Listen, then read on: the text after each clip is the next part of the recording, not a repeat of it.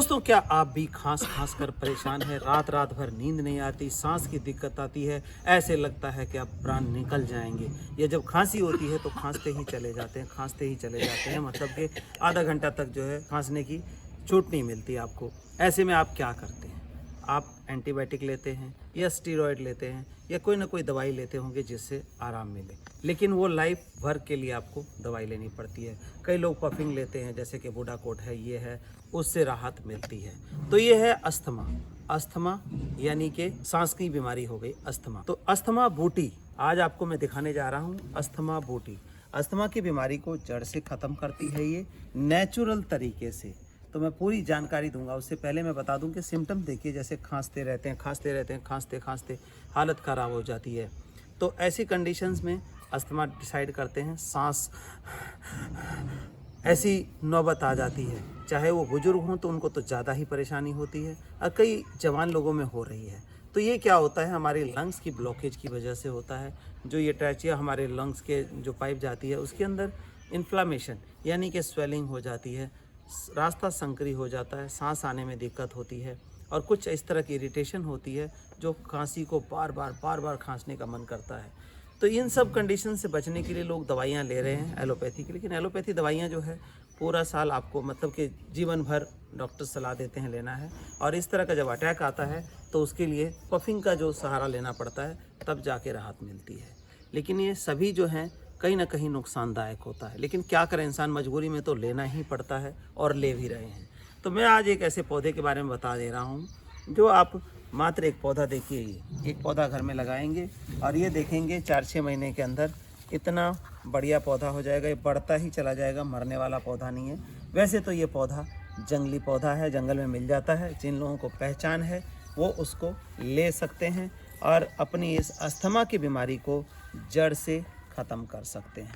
तो ये पहचान कर लें दोस्तों, अस्थमा बूटी या दमा बूटी।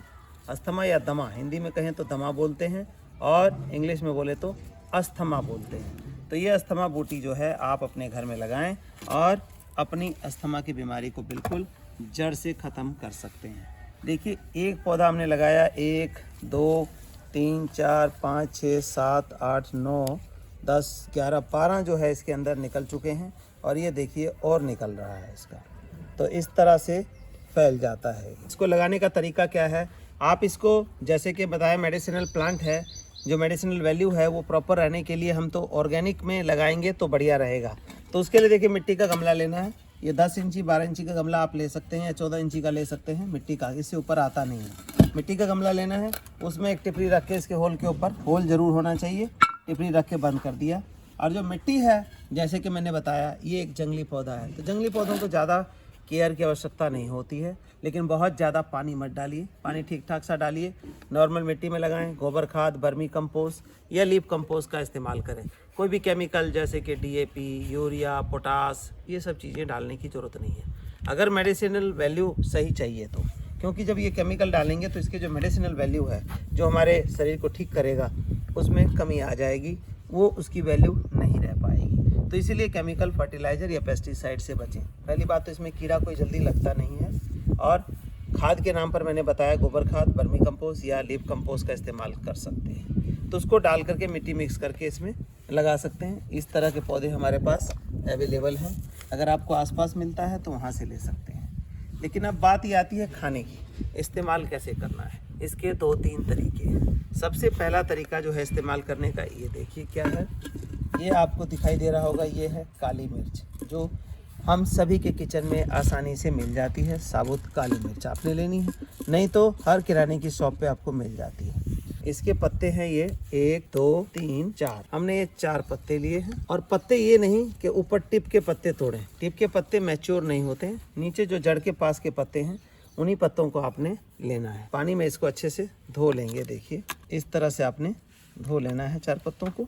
और जैसे आपने देखा होगा कि पान खाते होते हैं, तो ये 4 पत्तों के साथ 4 से 6 काली मिर्च ले सकते हैं आप। ये देखिए, 3 काली मिर्च और 1 2 और ले लेते हैं हम। ये हमने 5 काली मिर्च ले लिया। इसको आपने ऐसे फोल्ड कर लेना है, इस तरह से फोल्ड करके, जैसे पान खाते हैं इस तरह से आपने इधर रखना है और धीरे धीरे चबाना है इसको, धीरे धीरे चबा के उसका रस जो है धीरे धीरे आपके अंदर लेना है, मतलब कि मुंह में लेना है धीरे धीरे। धीरे धीरे से मेरी जिंदगी में आना, धीरे धीरे मतलब एकदम से नहीं करना है, थोड़ा सा अटपटा सा लगेगा और शुरू में थोड़ा ऐसा लगेगा कि जैसे सर घूम रहा हो, बट इस तरह से धीरे धीरे चबाते रहना और हल्का हल्का रस लेना है। सुबह ले लेना है आपने एक टाइम, बहुत ज़्यादा दिक्कत है तो 2 टाइम ले सकते हैं, नहीं तो एक ही टाइम बहुत है। तो एक तरीका तो दोस्तों ये है। अब मैं बताता हूँ दूसरा तरीका। जैसे जो डायरेक्ट नहीं ले सकते हैं उनको क्या है कि इन पत्तों को जैसे 4 से 6 पत्ते 1 गिलास पानी में बॉयल करना है। 1 गिलास पानी लेना है, उसमें 4 से 6 पत्ते काट करके उसको बॉयल कर दो, मतलब उबाल देना है। जब उबल जाए 5-7 मिनट और ये जो है पौना गिलास बच जाए तो उस काढ़े को छान लेना है और आपको सिप सिप करके पीना है। जो डायरेक्ट अब कच्चे में जब लेंगे पत्ता, जैसे हमने बताया, तो पत्ते में क्या है कि 100% रिजल्ट आता है, जल्दी आता है। और जब हम इसको बॉयल करके लेंगे तो इसका जो है 50-60% अर्क हमारे शरीर में जाएगा। तो इसको 5 से 6 पत्ते लेने हैं, कट करके बारीक, 1 गिलास पानी में उबालते रहना है। कब तक उबालना है? जब तक कि ये पौना गिलास न बच जाए, यानी कि 25% बिल्कुल एवेपोरेट हो जाए। इसके बाद उसको छान करके आपने पीना है। अब यूज़ आता है तीसरा, क्योंकि कई बार ऐसे होता है कि बच्चों को भी ये दिक्कत होती है, निमोनिया और ये चीज़ें हो जाती हैं, तो बच्चे तो देखिए ले नहीं पाएंगे ऐसे। तो बच्चों को क्या करना है कि जैसे इन पत्तों को छाया में सुखा लेना है तोड़ करके, और तोड़ करके सुखा लेंगे। इसके बाद इसका पाउडर बन जाएगा, पाउडर फॉर्म में बुरक के और रख लें। और बच्चों को जैसे कोई दूध देते हैं या कोई चीज़ देते हैं तो उसमें थोड़ा मीठा डाल के, लेकिन चीनी का इस्तेमाल बिल्कुल ना करें।